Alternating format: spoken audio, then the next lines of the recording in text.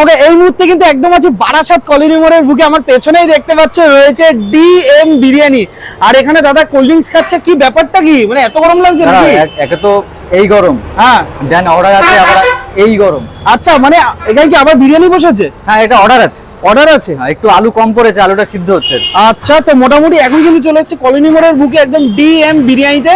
মোটামুটি নতুন করে সেজে উঠেছে বলা যায়, ডিএম বিরিয়ানি সব চেঞ্জ হয়ে গেছে, ঠিক আছে।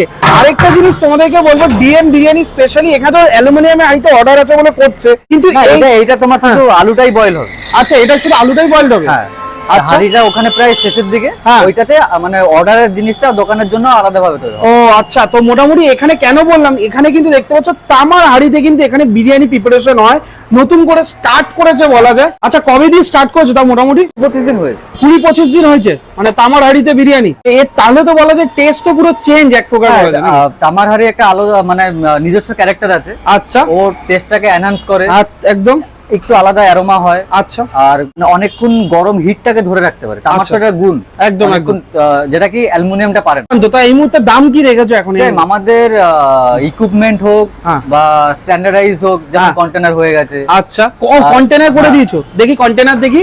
মোটামুটি এখন থেকে কিন্তু ডিএমএইতে কন্টেনার সিস্টেম করে দিয়েছে, আগে ছিল প্যাকেটের সিস্টেম।